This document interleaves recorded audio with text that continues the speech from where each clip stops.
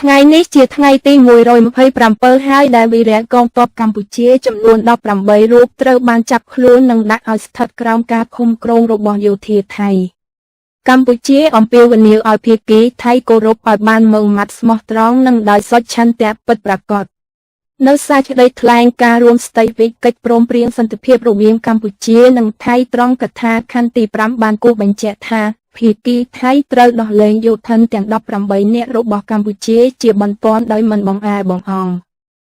ព្រមទាំងគោរពនិងអនុវត្តនូវរាល់កាតព្វកិច្ចទាំងឡាយនៅក្រោមច្បាប់អន្តរជាតិជាពិសេសច្បាប់មនុស្សធម៌អន្តរជាតិដោយដោះលែងវីរៈកងទ័ពកម្ពុជាឲ្យបានឆាប់រហ័សជាទីបំផុតដើម្បីពួកគាត់អាចវិលត្រឡប់មកជួបជុំក្រុមគ្រួសារវិញ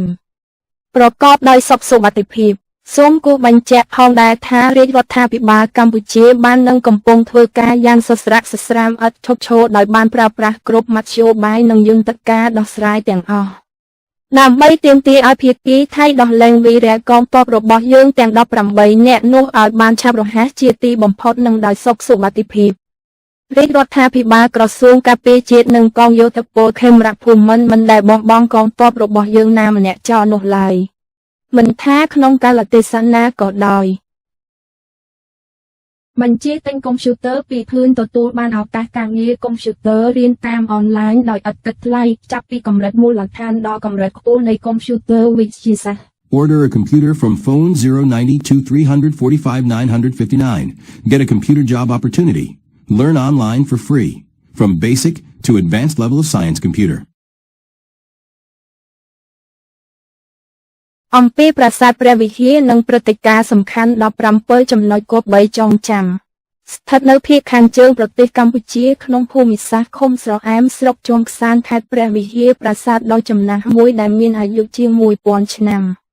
កំពុងឈរបង្អួតរៀងយ៉ាងរឹងមាំនៅលើកំពូលភ្នំព្រះវិហារនៃជួរភ្នំដងរែកដែលមានកម្ពស់ប្រមាណ625ម៉ែត្រពីនីវ៉ូទឹកសមុទ្រនាំឲ្យមនុស្សម្នាកោតស្ញប់ស្ញែង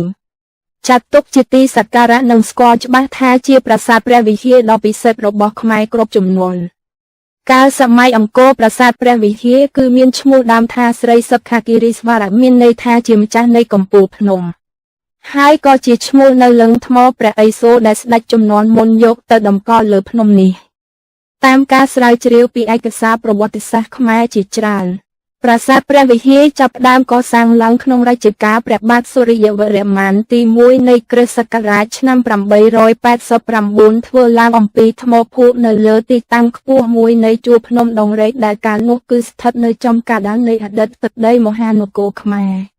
ដែលបច្ចុប្បន្នគឺស្ថិតក្នុងទឹកដីខេត្តព្រះវិហារជាប់ខេត្តស៊ីសាកេតរបស់ប្រទេសថៃប្រាសាទព្រះវិហារគឺជាតំបន់ប្រវត្តិសាស្ត្រសាងសង់ក្នុងអំឡុងចុងសតវត្សទី9បញ្ចប់ទៅនៅដើមសតវត្សទី12ក្រោមរជ្ជកាលព្រះបាទសូរ្យវរ្ម័នទី2នៃសម័យមហានគរដើម្បីឧទ្ទិសដល់ព្រះឥសូរដែលជាព្រះអាទិទេពនៅក្នុងព្រហ្មញ្ញសាសនា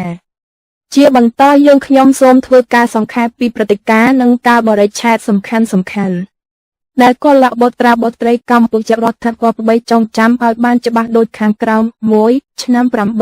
889ប្រាសាទព្រះវិហារចាប់ផ្ដើមកសាងឡើងក្នុងរជ្ជកាលព្រះបាទសូរ្យវរ្ម័នទី1សាងសង់ជុំសវត្សទី9និងបញ្ចប់សវត្សទី12 2ឆ្នាំ1954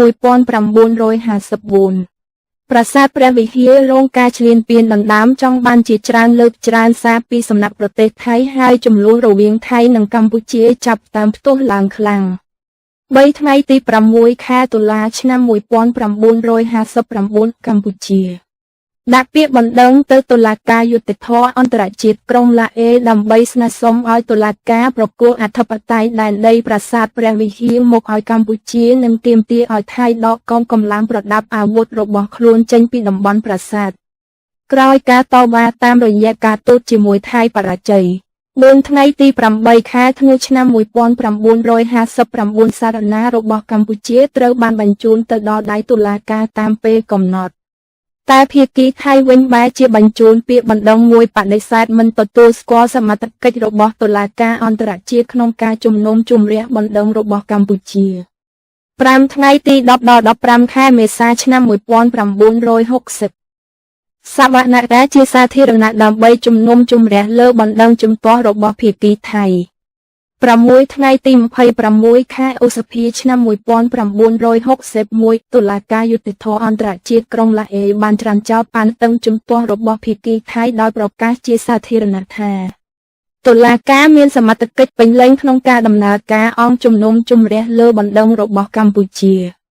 7 ថ្ងៃទី 15 ខែមិថុនាឆ្នាំ 1962 ប្រាសាទព្រះវិហារត្រូវបានសាលក្រមតុលាការអន្តរជាតិនៃទីក្រុងឡាអេ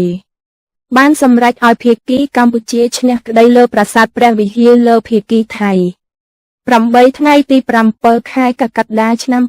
2008 អង្គការ UNESCO បានសម្រេចដាក់ប្រាសាទព្រះវិហាររបស់កម្ពុជាចូលទៅក្នុងបញ្ជីបេតិកភណ្ឌពិភពលោកក្នុងសម័យប្រជុំលើកទី 32 នាទីក្រុងកេបិចប្រទេសកាណាដាក្រោមសេចក្តីសម្រេច 32 ខំ 8B 102 9 ថ្ងៃទី 10 ខែតុលាឆ្នាំ 2001 រាជរដ្ឋាភិបាលកម្ពុជាបានស្នើសុំប្រាសាទព្រះវិហារចុះក្នុងបញ្ជីរបស់អង្គការ UNESCO 10 ថ្ងៃទី 30 ខែមិថុនាឆ្នាំ 2006 ការបញ្ជូនសំណុំឯកសារសម្រេចទៅមជ្ឈមណ្ឌលបេតិកភណ្ឌពិភពលោក UNESCO ក្រុងប៉ារីស11 ថ្ងៃទី 23 ដល់ 29 ខែតុលាឆ្នាំ 2006 បេសកកម្មបច្ចេកទេសរបស់តំណាងក្រុមប្រឹក្សាអន្តរជាតិវិតម្លៃប្រាង្គប្រាសាទនិងរមណីយដ្ឋាន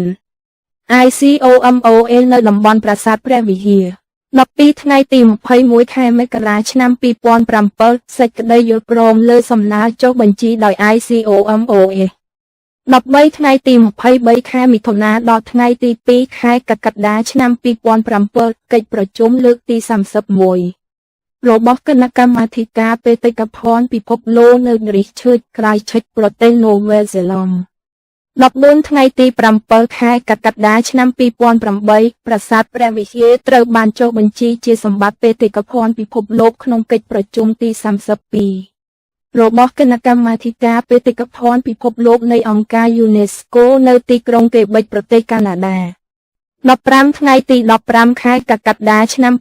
2008 ហើយបានទាហានរបស់ខ្លួនមកឈរជើងនៅក្នុងបរិវេណវត្តកែវសិប្បហាគិរីស្វារក្បែរតំបន់ប្រាសាទព្រះវិហារចម្ងាយប្រមាណ 300 ម៉ែត្រពីទឹកដីកម្ពុជា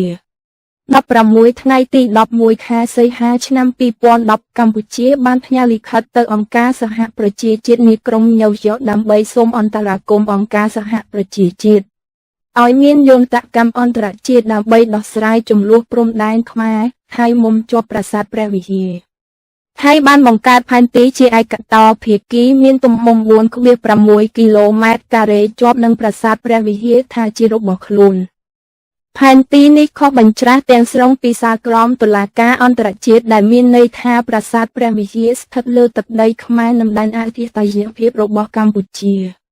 17 នៅថ្ងៃទី 11 ខែវិច្ឆិកាឆ្នាំ 2013 តុលាការ ICJ បានប្រកាសក្នុងការសម្រេចចិត្តជាឯកច្ឆន្ទតាមសាលក្រមឆ្នាំ 1962 របស់តុលាការអន្តរជាតិបានប្រគល់ប្រាសាទព្រះវិហារទាំងអស់ឲ្យមកកម្ពុជាហើយភាគីថៃមានកាតព្វកិច្ចត្រូវតែដកកងទ័ពប៉ូលីសឬឆ្មាំថៃដែលឈរជើងក្នុងតំបន់ប្រាសាទព្រះវិហារទាំងអស់ដោយគ្មានលក្ខខណ្ឌតាមរយៈសិលាចារឹកដែលមានឆ្លាក់ចាស់នៅលើប្រាសាទបាពួនសិលាចារឹកខេដក583បានចារថាមានព្រះអង្គម្ចាស់មួយអង្គព្រះនាមឥន្ទ្រាយុទ្ធជាក្សត្រដែលខ្លាំងពូកែអាចច្បាំងយកជ័យជំនះលើស្ដេចចាំបាននោះទ្រង់ជាក្សត្រដែលបានយកលិង្គថ្មធម្មជាមួយឈ្មោះស្រីសខវិស្វរៈមកតាំងនឹងមកប្រតិស្ថានលើប្រាសាទព្រះវិហារបើតាមអត្ថបទសិលាចារឹកនៅប្រាសាទព្រះវិហារលើខេដក581ចារជាភាសាខ្មែរបុរាណនិងជាភាសាសំស្ក្រឹតប្រវត្តិប្រាសាទដ៏ពិសិដ្ឋរបស់ខ្មែរមួយនេះគឺមានទំនាក់ទំនងជាមួយព្រាហ្មណ៍ម្នាក់ឈ្មោះថាតបស្វិនបណ្ឌិតព្រាហ្មណ៍តបស្វិនបណ្ឌិតមានអាស្រមមួយនៅនឹងដែនដីនៃទីតាំងប្រាសាទព្រះវិហារនៅអំឡុងឆ្នាំ 1024 នៃគ្រិស្តសករាជព្រាហ្មណ៍នោះបានទទួលអង្រឹងស្នែងមាននឹងវត្ថុដ៏មានតម្លៃដទៃទៀតជាច្រើនពីព្រះបាទសូរ្យវរ្ម័នទី 1ដែលជាការដឹងគុណពីព្រះអង្គចំពោះព្រាហ្មណ៍តបស្វិនបណ្ឌិតក្នុងការថែរក្សាលិង្គព្រះអាទិទេពនៅលើសិលាចារឹកមានបញ្ជាក់ទៀតថាព្រះបាទសូរ្យវរ្ម័នទី 1ជាក្សត្រមានជំនឿខ្លាំងណាស់លើលិង្គអាទិទេពមួយអង្គនេះហើយកំណត់ត្រាសិលាចារឹកបញ្ជាក់ច្បាស់ថាសីវលិង្គនេះតែងតែសម្ដែងមហិទ្ធិឫទ្ធិបដិហារឲ្យព្រះអង្គបានពោល ក្នុងបរិវេណប្រាសាទមានស្រះទឹកបុរាណមួយមានទីតាំងស្ថិតនៅខាងឆ្វេងព្រះថ្នល់ចន្លោះគោបុរៈទី4និងគោបុរៈទី5ទទឹងប្រវែង 16,80 ម៉ែត្រនិងបណ្ដោយ 37,80 ម៉ែត្របើតាមដំណើរតគ្នាមកល្បីថាស្រះទឹកនេះជាទឹកមន្តស័ក្តិសិទ្ធិអស្ចារ្យសម្រាប់យកទៅប្រើប្រាស់ពិធីសក្ការៈផ្សេងៗហើយសូម្បីតែអតីតព្រះមហាក្សត្រថៃព្រះបាទភូមិបុលអាដូលយ៉ាដេតធ្លាប់បានប្រើទឹកពីស្រះនេះដើម្បីបំពេញពិធីអភិសេកឡើងគ្រងរាជសម្បត្តិកាលពីថ្ងៃទី9 ខែមិថុនាឆ្នាំ 1946 ផងដែរប្រាសាទព្រះវិហាររងការឈ្លានពានដណ្ដើមចង់បានជាច្រើនលើកច្រើនសារពីសំណាក់ប្រទេសថៃហើយចំនួនរវាងថៃនិងកម្ពុជាចាប់តាមផ្ទុះឡើងខ្លាំងក្នុងឆ្នាំ 1954 បន្ទាប់ពីកម្ពុជាទទួលបានឯករាជ្យពីបារាំងដោយថៃក៏បានបញ្ជូនកងកម្លាំងប្រដាប់អាវុធចូលមកកាន់ប្រាសាទព្រះវិហារទាំងកុកឃ្លើនរដ្ឋាភិបាលកម្ពុជាពេលនោះដែលមានព្រះបាទសម្ដេចព្រះនរោត្តមសីហនុព្រះបរមរដ្ឋាភិបាលជាប្រមុខរដ្ឋបានដឹកនាំកម្ពុជាបើកដំណើរការទាមទារកម្មសិទ្ធិតាមរយៈការទូតជាមួយថៃប៉ុន្តែត្រូវបរាជ័យនាំឲ្យកម្ពុជាងាកទៅរកយន្តការតុលាការវិញម្ដងដោយបានដាក់ពាក្យបណ្ដឹងទៅតុលាការយុត្តិធម៌អន្តរជាតិក្រុងឡាអេនៅថ្ងៃទី6 ខែតុលាឆ្នាំ 1959 ដើម្បីស្នើសុំឲ្យតុលាការប្រគល់អធិបតេយ្យដែនដីប្រាសាទព្រះវិហារមកឲ្យកម្ពុជានិងទាមទារឲ្យថៃដកកងកម្លាំងប្រដាប់អាវុធរបស់ខ្លួនចេញពីតំបន់ប្រាសាទនៅថ្ងៃទី8 ខែធ្នូឆ្នាំ 1959 សារណារបស់កម្ពុជាត្រូវបានបញ្ជូនទៅដល់ដៃតុលាការតាមពេលកំណត់តែភាគីថៃវិញបែរជាបញ្ជូនពាក្យបណ្ដឹងមួយបដិសេធមិនទទួលស្គាល់សមត្ថកិច្ចរបស់តុលាការអន្តរជាតិក្នុងការជំនុំជម្រះបណ្ដឹងរបស់កម្ពុជាទៅវិញសវនកម្មជាសាធារណៈដើម្បីជំនុំជម្រះលើបណ្ដឹងជំទាស់របស់ភាគីថៃត្រូវបានបាត់ធ្វើឡើងចាប់ពីថ្ងៃទី10រហូតដល់ថ្ងៃទី15 ខែមេសាឆ្នាំ 1960 ហើយថ្ងៃទី26 ខែឧសភាឆ្នាំ 1961 តុលាការយុត្តិធម៌អន្តរជាតិក្រុងឡាអេបានច្រានចោលប៉ាន់តឹងជំទាស់របស់ភាគីថៃដោយប្រកាសជាសាធារណៈថាតុលាការមានសមត្ថកិច្ចពេញលេញក្នុងការដំណើរការអង្គជំនុំជម្រះលើបណ្ដឹងរបស់កម្ពុជាតាមរយៈបន្ទាត់ព្រំដែននៅក្នុងផែនទីឧបសម្ព័ន្ធទី1ដែលគេធ្វើឡើងរវាងបារាំងសៀមក្នុងសន្ធិសញ្ញាឆ្នាំ 1904 បង្ហាញថាប្រាសាទព្រះវិហារស្ថិតនៅក្នុងទឹកដីកម្ពុជាយ៉ាងពិតប្រាកដដោយថ្ងៃទី15 មិថុនាឆ្នាំ 1962 ប្រាសាទព្រះវិហារត្រូវតុលាការអន្តរជាតិក្រុងឡាអេសម្រេចសាលក្រមប្រគល់ឲ្យភាគីកម្ពុជាជាអ្នកឈ្នះក្តីរឿងវិវាទកម្ពុជាថៃប្រាសាទដ៏ពិសិដ្ឋរបស់កម្ពុជាមួយនេះត្រូវបានចុះបញ្ជីជាសម្បត្តិបេតិកភណ្ឌពិភពលោកក្នុងកិច្ចប្រជុំទី 32 របស់គណៈកម្មាធិការបេតិកភណ្ឌពិភពលោកនៃអង្គការ UNESCO នាថ្ងៃទី 7 ខែកក្កដាឆ្នាំ 2008 ធ្វើឡើងនៅទីក្រុងកេបិចប្រទេសកាណាដាវិវាទព្រំដែនកម្ពុជាថៃនៅតំបន់ប្រាសាទព្រះវិហារចាប់ផ្ដើមផ្ទុះជាថ្មីអំឡុងខែមិថុនាឆ្នាំ 2008ជាពេលដែលប្រាសាទព្រះវិហារស្ថិតក្នុងការពិចារណាដាក់បញ្ចូលជាសម្បត្តិបេតិកភណ្ឌពិភពលោកដោយនៅថ្ងៃទី15 ខែកក្កដាឆ្នាំ 2008 ថៃបានទាហានរបស់ខ្លួនមកឈរជើងនៅក្នុងបរិវេណវត្តកែវសិបខាគិរីស្វារៈក្បែរតំបន់ប្រាសាទព្រះវិហារចម្ងាយប្រមាណ 300 ម៉ែត្រពីទឹកដីកម្ពុជាវិវាទនេះបានបង្កឲ្យមានការប៉ះទង្គិចផ្នែកយោធារវាងប្រទេសទាំងពីរនិងបង្កជាក្តីក្តាំជាថ្មីនៅលើតុលាការអន្តរជាតិ ICJ រហូតដល់ខែធ្នូឆ្នាំ 2011 កិច្ចព្រមព្រៀងមួយត្រូវបានធ្វើឡើងដើម្បីដកកងទ័ពចេញពីតំបន់ជម្លោះនៅថ្ងៃទី11 ខែវិច្ឆិកាឆ្នាំ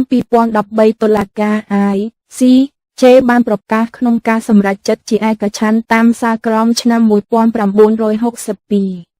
របស់តុលាការអន្តរជាតិបានប្រគល់ប្រាសាទព្រះវិហារទាំងអស់ឲ្យមកកម្ពុជាហើយភាគីថៃមានកាតព្វកិច្ចត្រូវតែដកកងទ័ពប៉ូលីសឬឆ្មាំថៃដែលឈរជើងក្នុងតំបន់ប្រាសាទព្រះវិហារទាំងអស់ដោយគ្មានលក្ខខណ្ឌបញ្ជាទិញកុំព្យូទ័រពីភឿនទទួលបានឱកាសការងារកុំព្យូទ័ររៀនតាមអនឡាញដោយឥតគិតថ្លៃចាប់ពីកម្រិតមូលដ្ឋានដល់កម្រិតខ្ពស់នៃកុំព្យូទ័រវិទ្យាសាស្ត្រ Order a computer from phone 092-345-959. Get a computer job opportunity. Learn online for free. From basic to advanced level of science computer.